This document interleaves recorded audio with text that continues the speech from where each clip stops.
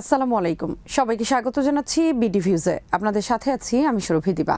ভারতের এক সময়ের উদীয়মান অর্থনীতি নরেন্দ্র মোদীর শাসনে অনেকটা অস্তগামী হয়ে পড়েছে। বেশ কয়েক বছর ধরেই অর্থনীতি সূচকগুলো নিম্নমুখী। ক্রমেই সহিষ্ণু সেই অর্থনীতি লণ্ডভণ্ড করে দিয়েছে বৈশ্বিক মহামারী করোনা ভাইরাস। মনে হচ্ছে ভারতের অর্থনীতির কফিনে শেষ পেরেকটি মারতে যাচ্ছে চীন। ভারতের বৃহত্তম বাণিজ্যিক অংশীদার চীন। সীমান্ত সংঘাতের জেরে দিল্লির বেশ কিছু সিদ্ধান্ত অর্থনীতির 12টা বাজিয়ে ছাড়বে বলে ব্যবসায়ী অর্থনীতিবিদরা আশঙ্কা করছেন। ভারতের অর্থনীতির গতিধারা নিয়ে আজ আমরা আলোচনা করব।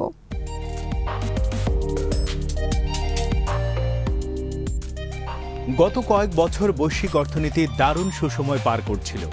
তখনও ভারতের অর্থনীতিতে ছিল ব্যাপক মন্দা। কর্মসংস্থান সংকুচিত হয়ে বেকারত্ব বাড়ছিল লাগামহীন গতিতে। প্রায় অর্ধ শতাব্দীর মধ্যে বেকারত্ব ছিল সবচেয়ে উঁচুতে। এর জেরে অর্থনৈতিক প্রবৃদ্ধি কয়েক বছরের আগের তুলনায় অর্ধেকে নেমে এসেছিল।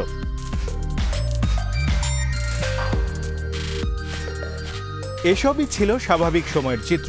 এরপরই চলে এলো নজিরবিহীন এক অস্বাভাবিক সময়। করোনা ভাইরাসের থাবায় লণ্ডভণ্ড হচ্ছে বিশ্বের দ্বিতীয় বৃহত্তম জনবহুল দেশটি। প্রতিদিনই আগের রেকর্ড ভেঙে সংক্রমণের রেখা ঊর্ধ্বমুখী। ভারতে করোনার তাণ্ডব কবে থামবে কেউ বলতে পারছেন না।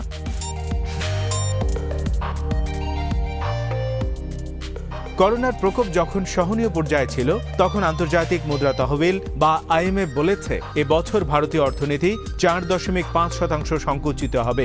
অর্থাৎ প্রবৃদ্ধি তো হবেই না, এর আগের বছরের অর্থনীতির যে আকার ছিল তা থেকে 4.5% কমে যাবে। জুনে এই পূর্বাভাস দেয় আইএমএফ। এরপর থেকে দেশটিতে করোনা পরিস্থিতির দ্রুত অবনতি ঘটেছে। সামনের দিনগুলোতে আন্তর্জাতিক অর্থনৈতিক সংস্থাগুলো ভারতের ভবিষ্যৎ অর্থনীতির কি পূর্বাভাস দেয় তা এখনই বলা যাচ্ছে না। তবে সেটি যে আরো ভয়ঙ্কর হবে তা নিশ্চিত করেই বলা যায়।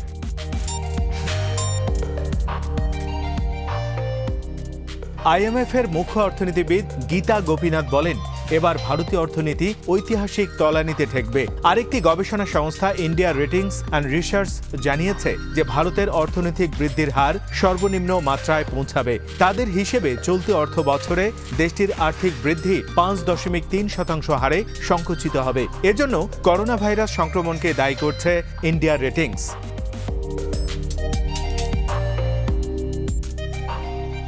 এর আগে গত এপ্রিলে বিশ্বব্যাংক জানায়, করোনা ভাইরাসের প্রকোপে ভারতীয় অর্থনীতি ব্যাপক সংকটের মুখে পড়েছে। আগে থেকে দেশটির অর্থনীতিতে যেসব সংকট ছিল সেগুলো আরও ব্যাপক হারে দেখা দিচ্ছে বলে জানানো হয়।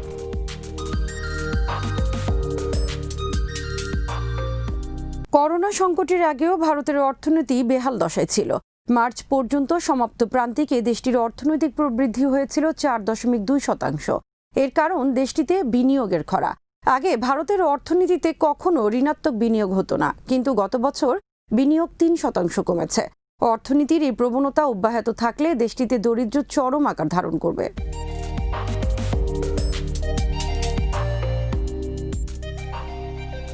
এক হিসেবে বলা হয়েছে, 3 মাসের লকডাউনে ভারতের অর্ধেক লোক কাজ হারিয়ে দরিদ্র হয়ে পড়বে। ফলে 90-এর দশক থেকে অর্থনীতি উদারীকরণের ফলে ভারতে দারিদ্র্য হ্রাসে যে সাফল্য অর্জিত হয়েছিল তা ভণ্ডুল হয়ে যাবে। এরকম এক অবস্থায় চীনের সঙ্গে সংঘাতে জড়িয়েছে ভারত। বস্তুত ভারতকে অর্থনৈতিকভাবে পঙ্গু করে দেওয়ার জন্য চীন পরিকল্পিতভাবে লাদাখে হামলা চালিয়েছে কিনা সেই প্রশ্ন উঠতে শুরু করেছে।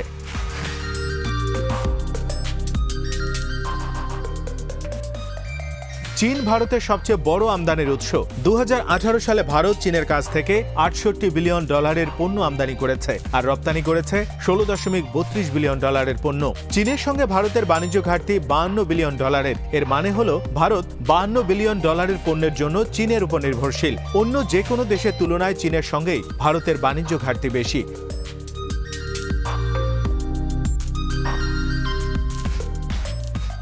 ভারত সরকার সম্প্রতি চীনা পণ্য আমদানি নিরুৎসাহিত করতে বন্দরে ঝামেলা তৈরি, উচ্চ শুল্ক আরোপ এবং কঠোর মান নিয়ন্ত্রণ ব্যবস্থা চালুর পদক্ষেপ নিয়েছে।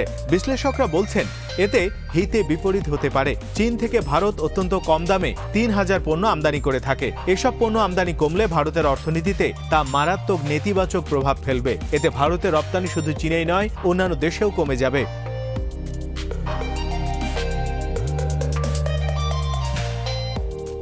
ভারতের অভ্যন্তরীণ বাজার ও ব্যবসা বাণিজ্য ও পণ্য উৎপাদন হ্রাস পাবে এবং পণ্যের দাম বেড়ে যাবে। ভারতের কর্মসংস্থানেও নেতিবাচক প্রভাব পড়বে। যেমন ভারত পরোক্ষভাবে হুয়াওয়ে এবং জেটিটির টেলিকম প্রযুক্তি ব্যবহারের উপর নিষেধাজ্ঞা দিয়েছে। ভারতের ব্যবসায়ীরা বলছেন বিকল্প উৎস থেকে এসব প্রযুক্তি আমদানি করতে তাদের 20 ভাগ বেশি অর্থ খরচ করতে হবে।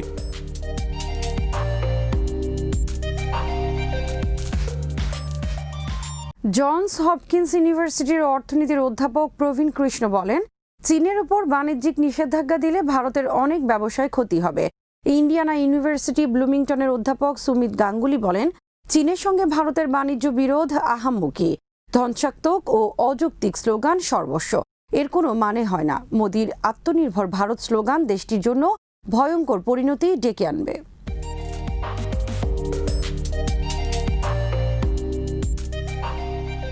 চীনের সঙ্গে বাণিজ্য বিরোধে জড়ালে ভারতের বিনিয়োগ পরিস্থিতির উপরও কুপ্রভাব পড়বে। ভারতের অনেক আইটি প্রতিষ্ঠান চীনের বিনিয়োগে উন্নতি করছিল।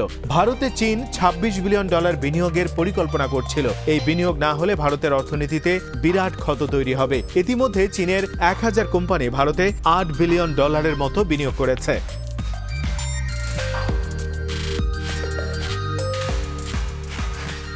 চীনের সঙ্গে পাল্লা দেওয়ার অলিক কল্পনা বিলাসে ভারত সামরিক অস্ত্র কেনার উন্মাতাল নেশায় মেতেছে। ভারতের উল্লেখযোগ্য প্রায় সব সমরাস্ত্রই প্রায় আমদানি নির্ভর। চীনের সঙ্গে ভারতের বিরোধ থাকলে বিশ্বের অন্যতম অস্ত্র বিক্রেতা যুক্তরাষ্ট্র, ফ্রান্স ও রাশিয়ার বেশি লাভ হয়। তারা ভারতে অস্ত্র বিক্রি করে বিলিয়ন বিলিয়ন ডলার আয় করতে পারে। আর এতে ভারতের দারিদ্র্য বিমোচন ও অবকাঠামো উন্নয়ন সহ সামাজিক নানা সূচকে ভয়ঙ্কর প্রভাব পড়বে।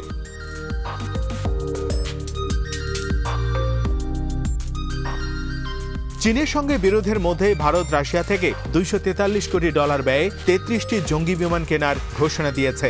গত কয়েকদিন আগে ভারতের প্রতিরক্ষা মন্ত্রণালয় জানায় 21টি MiG-29 এবং 12টি সুখোই বিমান কেনার পাশাপাশি রাশিয়ার তৈরি 59টি পুরনো জঙ্গি বিমানের আধুনিকায়ন করা হবে।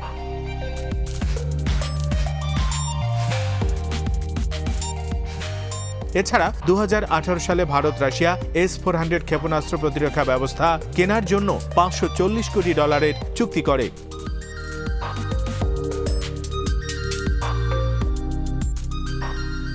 শুধু তাই নয়, ভারত ফ্রান্সের কাছ থেকে 36টি রাফায়েল জঙ্গি বিমান কেনার জন্য 2016 সালের সেপ্টেম্বরে একটি চুক্তি করে। এতে ভারতের ব্যয় হবে 59,000 কোটি রুপি বা $878 কোটি।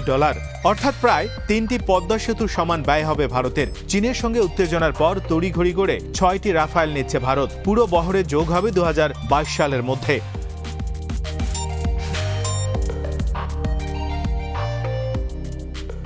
বিশ্লেষকরা বলছেন, ভারতের হিন্দুত্ববাদী প্রধানমন্ত্রী মোদি দেশ শাসনে তেমন কারিশমা দেখাতে পারছেন না।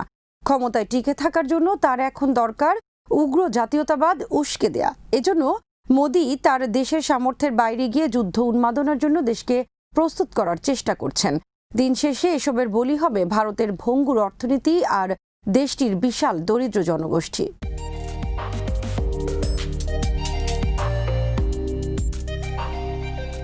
$130 কোটি জনসংখ্যার ভারতে এখনো কোটি কোটি মানুষ দারিদ্র্য সীমার নিচে বাস করছেন। তাদের ভাগ্যের উন্নয়নে মোদি যতটা গলাবাজি করছেন, অর্থনৈতিক কর্মসূচি সেই তুলনায় নেহাতই অপ্রতুল। চীনের সঙ্গে পাল্লা দিতে গিয়ে মোদি সরকার দেশটির বাণিজ্য ও বিনিয়োগে ধস নামাতে পারবেন শুধু। 3 দশক আগে অর্থনৈতিক ও সামরিক শক্তিতে চীন ও ভারত ছিল প্রায় কাছাকাছি, কিন্তু এরপর থেকে চীনের নাটকীয় উত্থান ঘটেছে। ফলে যুদ্ধ বেঁধে গেলে ভারতের শোচনীয় পরাজয় হতে পারে।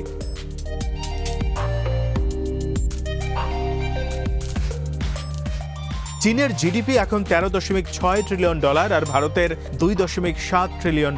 চীনের অর্থনীতির আকার ভারতের 5 গুণেরও বেশি। গত বছর চীনের ঘোষিত প্রতিরক্ষা বাজেট ছিল $261 বিলিয়ন আর ভারতের $71 বিলিয়ন। চীনের সামরিক বাজেট ভারতের প্রায় 4 গুণ। ভারত যেখানে আঞ্চলিক শক্তি হওয়ার চেষ্টা করছে, সেখানে চীনের লক্ষ্য বিশ্বের অন্যতম শক্তিতে পরিণত হওয়া। ভারতের ক্ষমতাসীন রাজনৈতিক নেতৃত্ব এই বাস্তবতা মনে হয় কোনোভাবে মানতে চাইছেন না।